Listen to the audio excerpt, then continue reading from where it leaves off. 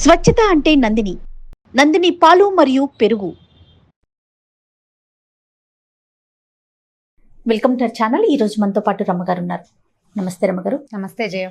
రమ్మగారు, మనము పిల్లలకి సంబంధించి లేకుంటే పెద్దవారికి సంబంధించి కథలు చెప్పేటప్పుడు రకరకాల కథలు చెప్పుకుంటూ వచ్చాం. విక్రమ బేతాలని, చందమామ కథలని, తెనాలి రామకృష్ణ అని ఇట్లా. అయితే కాశీ మజిలీ కథలు ఇవి కూడా చాలా బాగుంటాయని నేను విన్నానండి. మనం అవి కూడా స్టార్ట్ చేయాలి, ప్రేక్షకులకి వాటిని కూడా తెలియచేయాలని అనిపిస్తూ ఉంది నాకు. కాశీ మజిలీ అసలు ఈ పేరు ఎందుకు వచ్చింది? అంటే యాత్రకి సంబంధించినవా లేకపోతే కాశీ పుణ్యక్షేత్రానికి సంబంధించినవా? ముందు అసలు ఈ కాశీ మజిలీ అనే పేరు ఎలా వచ్చింది? కాశీ మజిలీలు అంటే పూర్వకాలం ప్రయాణాలు చేసేటప్పుడు బస్సులు లేవు, ట్రాన్స్పోర్టేషన్ లేదు, రైళ్లు కూడా లేవు. కాశీ ప్రయాణం చాలా పెద్ద ప్రయాణం. ఇప్పుడు మజిలీ ఎక్కడో చోట ఆగకుండా ప్రయాణం చేయలేరు. పగలల్లా నడిచి సాయంకాలం వేళ ఏదో ఒక ఊరో ఒక చోట చేరుకుని అక్కడ విశ్రాంతి తీసుకుని రాత్రికి ఏదో అన్నం వండుకు తిని మర్నాడు పొద్దుటికి సరిపడాన వండుకోవటమో లేకపోతే పొద్దుటికి ఏదైనా ఏర్పరచుకుని పొద్దున్నే మళ్ళీ బయలుదేరేవాళ్ళు. ఇప్పుడు ప్రతిరోజు సాయంకాలం అయ్యేసరికి ఒక చోట ఆగాలి కదా, దాన్ని మజిలీ అంటారు. మన ప్రయాణపు మధ్య భాగంలో మనం ఎక్కడైతే ఆగుతామో దాన్ని మజిలీ అనాలి. అయితే ఈ కాశీ ప్రయాణంలో వేసిన మజిలీలలో చెప్పబడిన కథలే కాశీ మజిలీ కథలు. అయితే ఇప్పుడు ఎవరు వెళ్ళారు, ఏం చేశారంటే, ఇదివరకు ఏం చేసేవాళ్ళు అంటే గ్రూప్గా వెళ్ళేవాళ్ళు. ఒక్కళ్ళు ఇప్పటిలాగా ఒక టికెట్ కొనుక్కుని ఎవరి దారిన వాళ్ళు వెళ్ళిపోయే విధానం కాదు. ఎందుకంటే అడవులు ఉండేవి మధ్యలో. ఈ కాశీ ప్రయాణంలో రకరకాల సమస్యలు వచ్చేవి. చాలా దూరం, ఇప్పుడు మన ఆంధ్రదేశం నుంచి తెలుగు రాష్ట్రాల నుంచి, ఇవాళ తెలుగు రాష్ట్రాల్లో చెప్పుకున్నాం, ఇదివరకు ఆంధ్రదేశం అని చెప్పుకోవాలి కదా.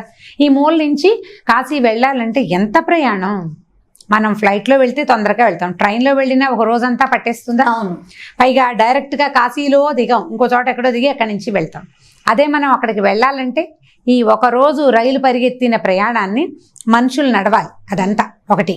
అక్కడి నుంచి ఈ రాత్రిళ్ళు ప్రయాణం చేయగలిగే వాళ్ళు కాదు, దారులు తెలియవు, లైట్లు ఉండేవి కాదు, అడవులు, జంతువులు, దొంగలు, వాతావరణం మార్పు, అసలు ఇన్ని సదుపాయాలు లేవు కదా, ఏవీ లేవు. ఇప్పుడు వాతావరణ మార్పుతో ఏమైంది, కొత్త ఊళ్ళో ఎక్కడో నిద్ర చేశారనుకో ఆ నీళ్లు పడక అనారోగ్యాలు పాలయ్యేవాళ్ళు.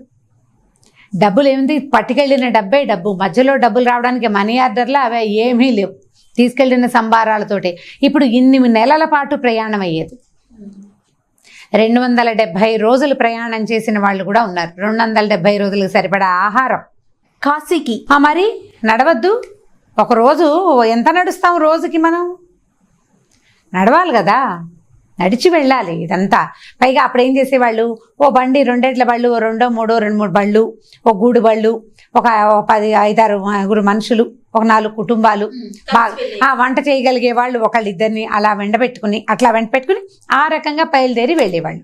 వీళ్ళంతా మధ్యలో ఎక్కడో చోట ఆగుతుంటా అక్కడ వంట చేసుకోవటం. ఎన్ని చూసుకోవాలి, ఒక చోట ఆగాలంటే నీళ్లు వనరు కావాలి, కాస్త పడుకునేందుకు ఏదైనా సదుపాయం కావాలి, క్రూర జంతువులు అవి ఉండకూడదు, కేర్ఫుల్గా చూసుకోవాలి కదా. ఆడవారు పిల్లలు ఉంటారు, పిల్లలు ఉండేవాళ్ళు కాదు, ఆడవాళ్ళు కూడా చాలా తక్కువ. పిల్లల్ని కాశీలు అక్కడికి తీసుకెళ్లేవాళ్ళు కాదు. సాధారణంగా కాశీకి ఎలా వెళ్ళేవాళ్ళు అంటే కాశ్యాంతు మరణాన్ముక్తి అని చెప్తారు, కాశీలో మరణిస్తే ముక్తి లభిస్తుంది అని. అందుకని బాగా పెద్ద వయసు వచ్చాక ఎలాగోలాగా నడిచి కాశీ చేరి అక్కడ చర్మాంకాల్లోనే చేరి అక్కడ ఉండిపోయేవాళ్ళు కొంతమంది. ఒక రకం తండ్రులు కానీ ఎవరైనా పరమపదిస్తే ఇంట్లో పెద్దవారు వాళ్ళ అస్థికలు తీసుకుని వెళ్ళేది ఒకటి. వెళ్ళి మళ్ళీ తిరిగి వెనక్కి రావాలి కదా. అప్పుడు ఈ అస్థికలు తీసుకెళ్ళిన కుమారులు 2, 3, వాళ్ళకి సహాయం ఒక పురోహితుడు, భాష అస్సలు రాదు కాబట్టి ఒక దుబాసి, ఇంతమందికి సరిపడా సదుపాయానికి సరిపడా సంపద వీళ్ళ దగ్గర ఉండాలి. ఎన్ని రకాల ఇబ్బందులు ఇంత ప్రయాణం చేయాలంటే. అట్లా ఈ ప్రతి చోట ఆగిన ప్రతి చోట అక్కడ కనపడిన వింతలు విడ్డూరాలతోటి ఒకటి అక్కడేదో కనపడింది, ఆ ఊరేమిటి, అదేమిటి, ఆ ఊరి కథ, అక్కడేదో ఒక విషయం కనిపించింది, ఓ చెరువో, ఓ బొమ్మో, ఓ విగ్రహమో, ఒక తోటో ప్రత్యేకంగా, దాని గురించిన విశేషాలు చెప్పేది ఇంకొకటి. ఇప్పుడు మెయిన్ కథ ఏంటంటే కాశీకి ప్రయాణము మెయిన్ కథ. ఉపకథలు బోల్డ్ అని వస్తాయన్నమాట, చిన్నవి. ఇవన్నీ గొలుసు కథలు, ఒక కథలో నుంచి ఇంకో కథ, ఓ కథలో నుంచి ఇంకో కథ, అట్లా వస్తూ ఉంటాయి. సీరియల్ లాగా చేయాలి దీన్ని. ఓకే. ఇప్పుడు కొన్నిసార్లు ఏమవుతుందంటే ఓ కథ ఈ ఎపిసోడ్లో మొదలైందంటే ఈ మజిలీలో మొదలైన కథ ఈ మజిలీలోనే ఎండ్ అయిపోతుంది. ఒక్కొక్కసారి ఈ మజిలీలో మొదలైన కథకి ఎండింగ్ తర్వాత 6-7 మజిలీల తర్వాత ఎండ్ అవ్వచ్చు. ఆ రోజు నేను చెప్పానే ఆ కథ తాలూకు విషయమే ఇది అని మళ్ళీ 7-8 మజిలీల తర్వాత కూడా వస్తుంది. కథలు గుర్తుపెట్టుకోవాలి. అప్పట్లో ఏంటంటే ఇది చాలా పురాతనమైందని చెప్పాం కదా. ఇది రాసిన వారు మధిర సుబ్బన్న దీక్షితులు గారిని ఒక కవి గారు. దీని తర్వాత భాగం వాళ్ళ అబ్బాయి కూడా రాశాడట. 1930s దీన్ని రాజమండ్రిలో ప్రింట్ చేశారు ఈ పుస్తకాన్ని. 30s. అయితే ఈ పుస్తకం దొరుకుతుంది ఇప్పటికీ. మొదటి కాలపు భాష కొంచెం బరువైన భాష, చదవలేకపోతాం. తర్వాత కాలంలో వారావీర ఎవరెవరో మంచి అంటే పండితులు తెలుగు బాగా క్షుణ్ణంగా చదువుకున్న వాళ్ళు వ్యావహారిక భాషలో కూడా అందించాలని కొంత ప్రయత్నం చేసి కొంత సులువైన భాషలో, అది కూడా ఈ రోజుల వాళ్ళకి టఫ్గానే ఉంటుంది. పైగా ఇది ఏనాటి కథో, ఏ 1800వ శతాబ్దం నాటి కథ అనుకుందాం, ఇంకా కొంచెం ముందుదో. అప్పటికి వేషభాషలు ఇప్పటివి కాదు, అప్పటి విధానాలు, అప్పటి ఆచారాలు, అప్పటి విధి మొత్తం అన్నీ వేరు. కాబట్టి కొన్ని కథలు మనకి ఇదేమిటి ఇలా చెప్తున్నారు అట్లా అనిపించేందుకు అవకాశం ఉంది.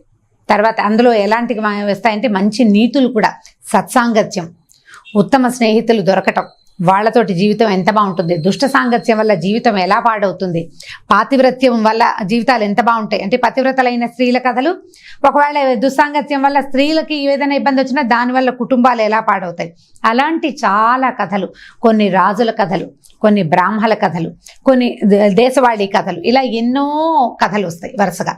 అయితే ఇందులో కొంత రస్టిక్ థింగ్ కూడా ఉంటుంది. ఈ రోజుల్లో మనకు అసలు అర్థం కాని చాలా వ్యవహారాలు కూడా ఆ కథల్లో కనిపిస్తాయి. సులువుగా కొన్ని కథలు మనం ఈ లైన్ ప్రకారం చెప్పుకుందాం. అంటే ఈ ప్రయాణమే. ఓకే అండి. ప్రయాణంలోనే వాళ్ళకి అక్కడ ఏదో ఒక వస్తువు, ఒక విషయం కనపడింది. ఒక కీలు రథం కనపడుతుంది. ఆ కీలు రథం అంటే ఆకాశంలో వెళ్తుంటుంది అనమాట. ఒక పుష్పక విమానం, ఒక రథం లాంటిది వెళ్తుంది పైన.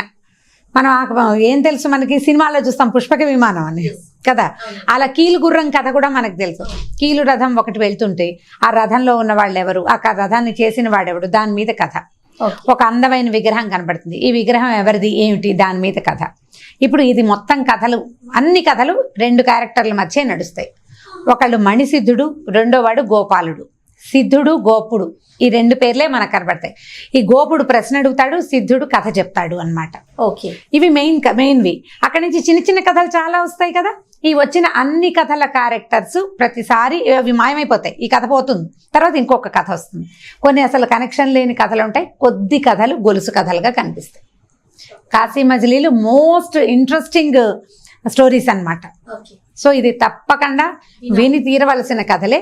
మొదటి నుంచి చెప్పుకుందాం. తప్పకుండా అండి, తప్పకుండా. అయితే కాశీ విషయానికి వస్తే పూర్వకాలంలో మీరు అన్నట్లుగా చరమాంకంలో వెళ్ళేవారు, కానీ ఇప్పుడు పరిస్థితి అలా లేదు కదా రమ్మగారు.